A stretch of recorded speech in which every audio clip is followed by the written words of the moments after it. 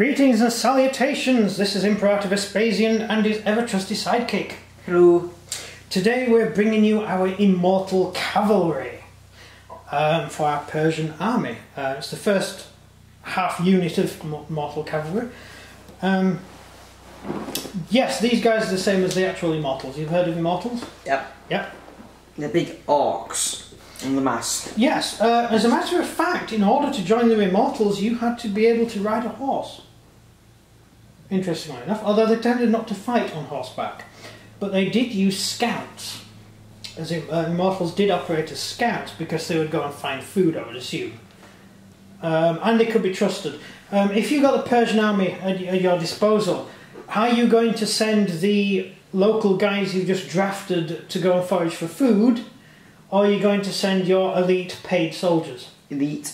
Yeah, you're not going to send normal peasants on horseback because they're just going to ride home. Yep. They're off. They're coming. So, yeah, hence the use of Immortal Scouts. In the 300 film, that's the guys who end up getting the wall made out of them.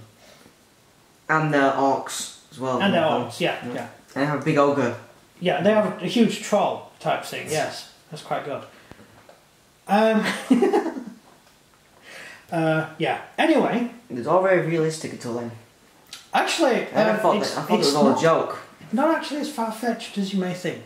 Well, they actually had a massive giant. No, they didn't have a massive giant. And they didn't have a massive armoured rhinoceros either. And they didn't have... The Immortals weren't like monsters that came from underground. No, the Immortals weren't orcs. No, they were normal people. Yeah. But it's not as far-fetched. They probably look a lot more like they do. So Xerxes was 12 foot? No. What I'm saying is most of the depictions of Immortals we have are in palaces or on parades. So Xerxes did have painted gold skin? And no, I'm talking about Immortals. Right. Immortals in combat would have more likely to have worn armour in combat. Because otherwise they would have been massacred even more than they were massacred. They did get their asses handed to them. Yeah, they did, but they would. God, the Immortals would have been the worst soldiers on Earth. As soon as I saw a wall of dead bodies, I'm like, that's a trap. Yeah, I'd have thought that too. I want to box it twice. Yeah, I want to box it. No, I mean, you know what? We'll go around. We'll just go around the swamp. It's fine. Or better still, let's get back on the boats and just land in Athens. Yeah, I've had that one. Right, so Immortal Cavalry. The figures are made out of the Mongolian cavalry, Mongolian horse. That's because the straps on the horse are more to what the Persians had. Not quite. The Persians didn't have stirrups. So these guys have stirrups, but I'm not going to cut the stirrups off every single figure. I'm just going to say they're not there. The weaponry is... that there is the javelins in a pack. That is actually from the Arab light horse box. I think you get 4 or 5 of them in a box. So I've just transferred them to here. The shield is from the Greek skirmish box, the Greek peltus box. The body armour is from the Arab heavy cavalry box. So overall, oh yeah, and the arms are from the, I'm trying to rack my brain, Dark Ages box. So there's basically 5 boxes going to making this figure. Pretty much. Yeah. But luckily I had a huge load of spare parts from my other projects, and so I've been able to put them together without too much expense. So what do you think? Look pretty good. Yeah. We've got the officer who's... Oh, by the way, they're all carrying an axe. The standard sidearm for Persian Immortals was an axe. You're going to lose it. Well, it was a very long-handled axe. You hit someone with it and you lose it. I think it's just to sort of use it as blunt force trauma rather than actually hack into anything. Horses aren't going to be taking on heavy infantry or anything like that. You're not going to send horses against a hoplite formation. If you do, they die. For a start, your horses won't go in, and secondly, the hoplites are just stab the rider. No, I'd do what Alexander did. Yes, exactly. And what did he do?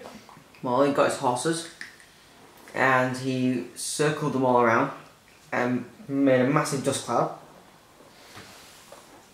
And what he could have done with that, right, is he could have done that if the Persians had hoplites. He could have done that in front of the Persian line, and then the hoplites could have gone straight in without being able to see them. But they didn't do that, did they? No.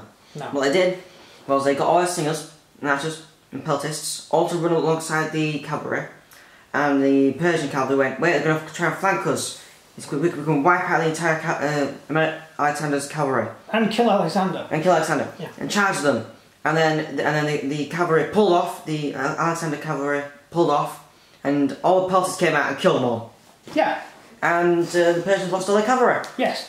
Including the brother of the emperor and his legion general. Yep. Yeah, who all died pointlessly against slingers. Yeah. Which is just hilarious. Actually, it's not hilarious. It's horrible and terrible, and so sorry for those people. Yeah. But it was hilarious for the Greeks.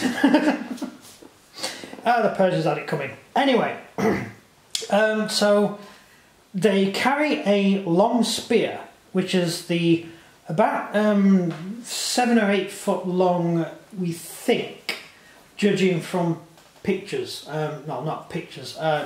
Drawings that the Persians did. So it would appear that the spear would almost be as long as a dory. So they had reach. They could stab down at people. So these guys here could just ride up to the enemy and just stab into them with the spear. In an emergency, you could draw your axe, and then, as I say, you would probably ride as fast as you could and just tap people with the axe as you go past. If you actually tried to hit someone with an axe with full force, you will fall off your horse. Yep. And break ground, probably. Yeah. And the same if you are riding on a horse with a spear and you ram your spear into someone and don't let go, then you're going to fall off the back of your horse. Or snap your arm. Or snap your arm, break your wrist. Yeah. Don't believe films. Films are made up. Horses are rubbish in combat. Unless the Teuton, a massive spear. Yes. And you stab someone with it, and because you've got some armour on, you're not going to go off the horse. It's the saddle. The Teuton saddle was about 1 foot high at the back. So you just lean back. So you just leant back into the horse, yeah. You didn't fall out of your saddle. The Romans solved the problem by having handles on their saddles. So you could hold a handle on the saddle and hang off the side of the horse and hit people and then pull yourself back on again. In fact, stirrups are rubbish. For cavalry, stirrups are useless. They don't do anything for you. All they do is stop you from falling off the horse when you're normally riding. Yeah. But in combat, stirrups are actually a hindrance to fighting. In the Napoleonic Wars, they stayed on horses by having very, very heavy boots. Cavalry boots were extremely heavy. Some of them were lead-lined. They had lines of lead inside them to weight you down.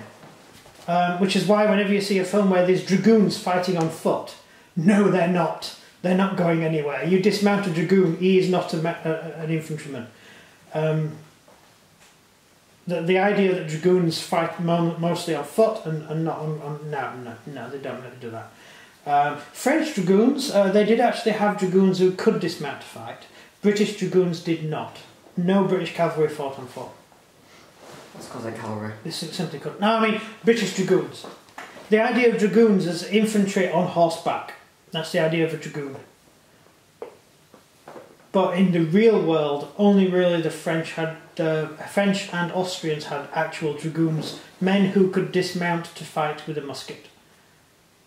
Very few other countries ever actually had them. They had units called dragoons. Yeah, but still, we beat them. Yeah, we beat them anyway. Yeah, probably because they dismounted to fight and we rode over them. If it actually comes to physical man-for-man combat, I would assume they would actually dismount to fight, these guys. But mostly, because they're on horseback, they would just hit and run. So they have at the back a couple of javelins. They would pull a javelin out and throw the javelins, and then they would possibly ride around the enemy and stab them, and that would be about it. One of the primary uses of cavalry in combat was to cause fear. If you charge at an enemy, often they will simply run away. If most of the time your horses won't impact the enemy. Your horse just won't do it. It's a really bad idea, especially if you go up against hoplites. You're all going to die. But what you can do is ride around the flanks of the hoplites. What you can do is stand out of range of the hoplites charging you and throw javelins at them. You can do that. And of course, if a hoplite formation breaks, you can charge and hack the men with your axes, stab them in the back with your spears. Hence, with the reason that Leonidas decided to stay and die is because had he had the whole army run, retreated back to Athens, the Persian cavalry would have just overtaken them and just cut them to pieces on the road. So that's it. So that is Persian Immortal cavalry with their funny little winged eagly thing you mentioned in the other video. Yeah. Yeah. Questions? What armour do they have? Armour. They actually wore lamellar. Laminate, however you pronounce it. They are immortals, so... Yeah, no, they wore leather armour, typically. Usually with bronzed... they wore leather armour underneath, and then they had tiny little fish scales of bronze over the top. But they couldn't have any thickness of armour because, of course, they rode on horse. And they only rode on horse when they were either foraging or fighting. They didn't actually normally ride on horse. They walked their horse everywhere. So when you marched a long distance, you didn't march on the back of the horse. You had to walk next to it and lead it. That's stupid. We didn't have the horses then to do that. You'd kill your horse if you rode it for 2 days. I suppose you had a horse to eat at the end of it. But, you know. Skills. Yeah, they've got shock. So they get plus D6 and impact. It's not bad. They've got... If they get there. Yeah, they've got the +1 to kill. They've got a javelin and a spear. So that's useful. It's pretty good. They're not bad. They're not bad. As cavalry go, they're probably the best cavalry you can get in the game. Well, because of Greece, they don't even have cavalry. No, the Greeks didn't have cavalry. They had occasionally people on horseback, but they were only scouts. And Greece isn't the sort of country to use cavalry, to use horses. Chariot racing was very popular in Greece though. But they had chariots. They didn't use them in combat because chariots are useless in combat. Yeah, pretty much. Yeah, but the Persians used massive amounts of chariots in combat and lost because chariots are useless in combat. Right, next question.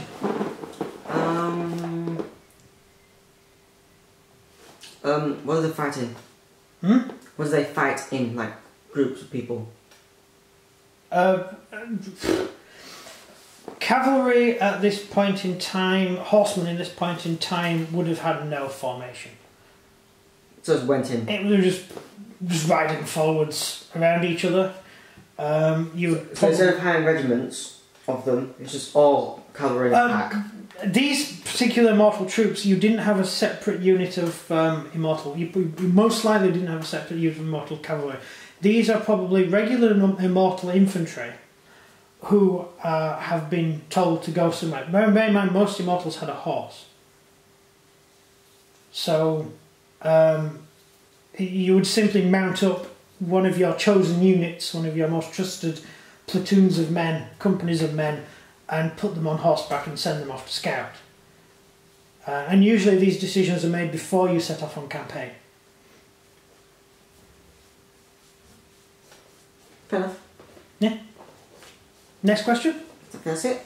That's it. Well, there we go. That's the video. I hope some of that helped. Decent. Outro? If you enjoyed this video, please like and subscribe and comment down below what you think of Persian cavalry. Well, immortal cavalry. Persian immortal horse. The literal translation from the Greek would be immortal horses. Right, okay. So they're actually centaurs. There's no man on it. It was actually a man on the end of a horse's head. That's what they were. That's everything. Yeah, and everything from him. Goodbye. See ya.